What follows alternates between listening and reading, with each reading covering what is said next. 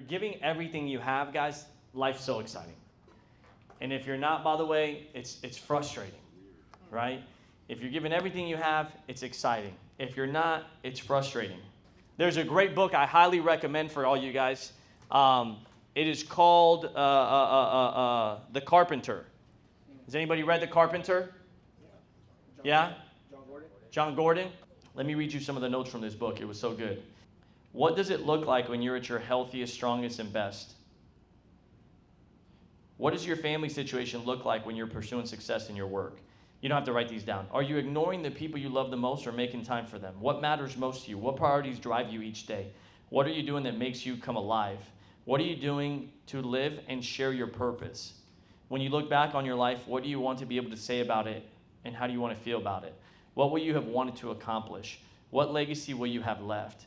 What kind of stories do you want people to tell about you? The things you do for others last a lifetime. So these are questions on figuring out what's important to you. Most people never do this. I asked this lady the other week, she's one of our MDs, and I asked her a question. And she says, I'm just trying to figure out my this, I'm trying to figure out my why, I'm trying to figure out this. And I said, can I ask you a question? What do you want your legacy to be? Like, what do you want your legacy to be? She hasn't figured it out. I promise you she hasn't. She had a general answer, by the way, she did. I want to resemble that, I was Christ-like, and I was a good mom, and I was a good wife. And I was like, those are great things. Anything else? Right? Because there's also, it's so easy to choose parts of your legacy that are comfortable. But it's hard to choose parts of the legacy that require effort. So when you ask that question to somebody, like, what do you want your legacy to be?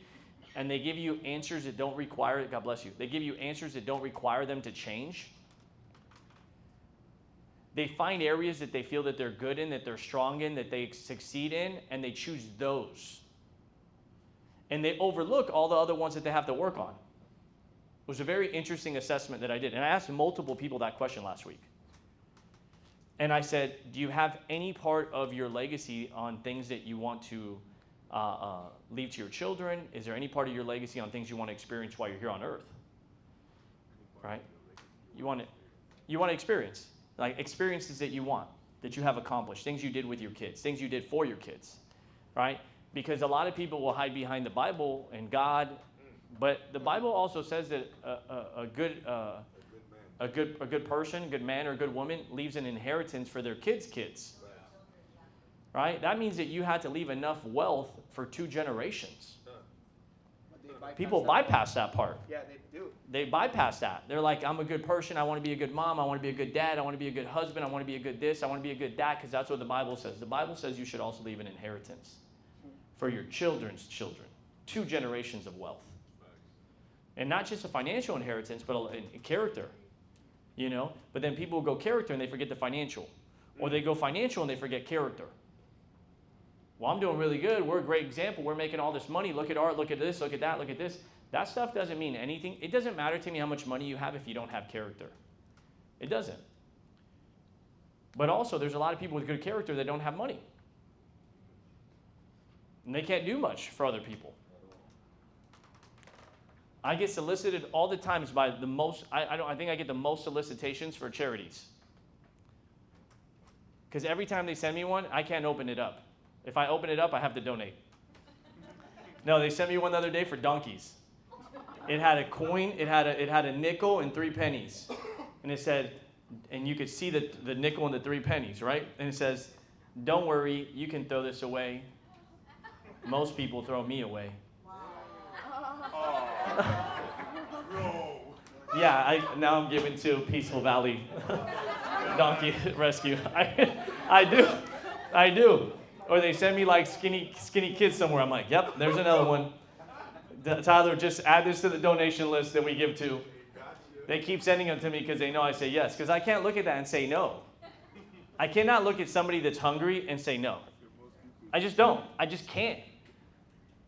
So I think we're up to like 16 charities a month right now. Don't send me a charity for you. I will know it's a fake charity. Hungry Children's in Brazil. Frickin' Bruno. Sending me a Brazilian charity. I know it was him. But there are hungry kids in Brazil. There's hungry kids all over the world. So you can have great character, but if you're poor, how do you help people?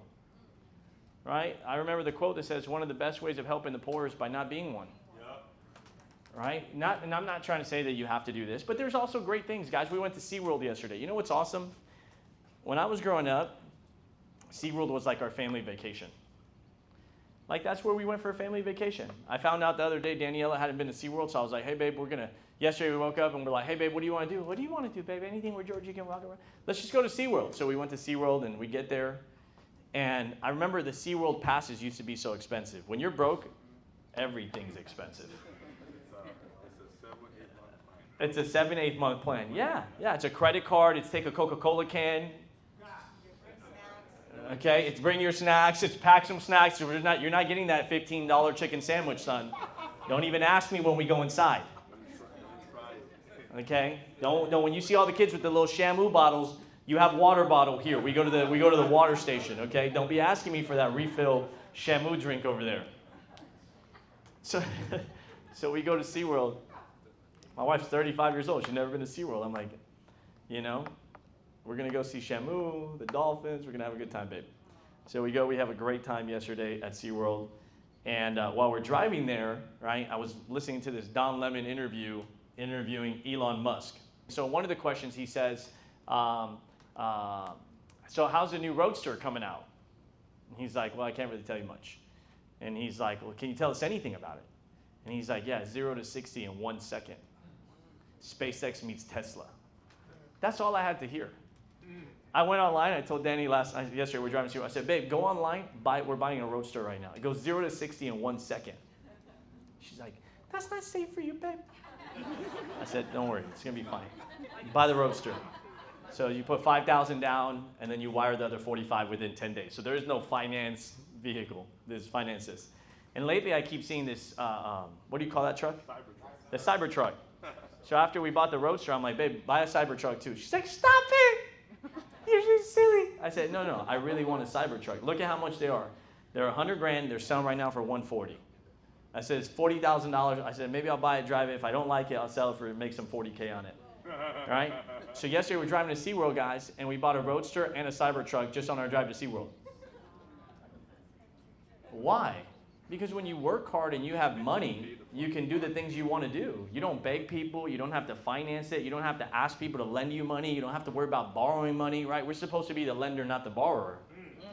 Come on. If you stay a borrower your whole life, you didn't get the principles that the Bible teaches either.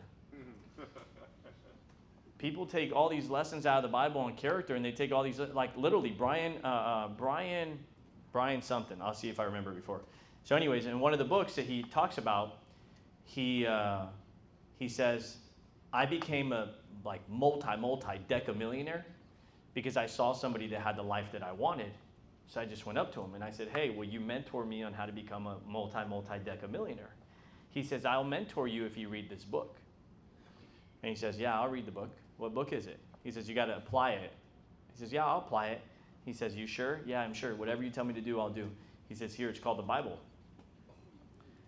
Right? This guy becomes a decamillionaire just taking the scriptures from the Bible, not even tying it to faith, but just taking spiritual principles and applying them to life. This dude reads the Bible and takes the leadership principles from it, applies it to his life, becomes a decamillionaire. You find what you're looking for in life. If you're finding excuses, if you're looking for them, you'll find them. If you're looking for a bad attitude, life will give you so many scenarios that will help you choose to have a bad attitude. If you're looking to feel like a victim, life will give you so many different scenarios to help you feel like a victim. If you want to be helpless, life will give you so many scenarios to allow you to feel helpless. If you're looking to be strong, life will give you so many scenarios to help you feel strong. If you want to feel insecure, life will give you so many scenarios to help you feel insecure. If you want to feel secure, life will give you so many scenarios to help you feel secure. Life is giving you exactly what you're looking for that you truly believe. Your life moves in the direction of your most dominant thought. It's a fact. Right? He goes on to say in this book, and then I'm going to change topics here because we're going to get to role play. Be a craftsman. A carpenter builds things. A craftsman makes a work of art. He says most people do their job like a carpenter. He says the greats do it like a craftsman. They're building a work of art. Craftsmen are more concerned with who they are becoming and what they are creating rather than how fast they are finishing it. Pour your heart and soul into everything you build. Everything you create is a reflection of you. With each creation, you become more of what you're supposed to be. The world is full of people that just want to finish versus people that want to do great work. It doesn't matter if people know you know. Fall in love with the process. Try new things and keep improving. Love people. Build a great reputation. Look for the good, see the good, expect the good, and you will find the good. Look for the good, see the good, expect the good, and you find the good, and it finds you. Guys, what you're looking for is looking for you. It's just how life works. Rumi said it. That you seek is seeking you. You literally get everything you think about. That's what I'm learning right now at 37 years old. Remember, guys, don't look at me like George Palau. You know me. I'm some board counsel. I'm some guy in the company. I'm in insurance 19. Don't look at me like that. Look at me as a normal human being. I'm 37 years old. There's things I'm learning in life still. I'm learning more now than I've ever learned. I finished 2 books on my way to Maryland or DC, and then I started this one, and I'm halfway through it. That's just last week, 2.5 books. I'm learning more now than I've ever learned my entire career. And I'm learning more now, and the fact that I'm learning more now, and I'm not just learning more, but I'm doing more, increases my belief system that I'm going to get great things that are coming my way. I'm telling you right now, I don't know how, but we're going to start making $1 million a month. I don't know how, I'm just going to start making $1 million a month. It's going to come, by the way. The formula's coming. I'm working on it right now so much. I'm going to make $1 million a month. And by the way, I'm not trying to sell you the dream. I'm not trying to encourage you. I'm not trying to do any of that stuff to you. I'm just telling you what I'm going to make for myself. I'm going to make $1 million a month. If you aren't crazy enough to desire what you want to achieve and receive, then you're not crazy enough to succeed. You have to be a little crazy to be a big success. Throughout history, every genius has been deemed crazy by normal people. Small minds can't understand big dreams.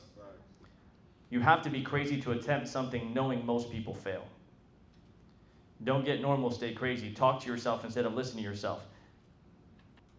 He goes on to talk about this tribe in the Amazon that runs 40 miles a day. And the only reason they run 40 miles a day is because they saw people running, and so they believed that that's what it is. And so the only thing they know is to run all day long. And people kept running longer and longer and longer. So they built a belief system that 40 miles a day is normal. See, all of you have a belief system of what you define as normal. What's good money? Based on your belief system. What's normal? Based on your belief system. Can you hit MD in a month? Based on your belief system. Can you recruit and get to 100 people coming to meetings? Based on your belief system. Can you get to 1,000 people on your team? Based on your belief system. Everything comes back to this.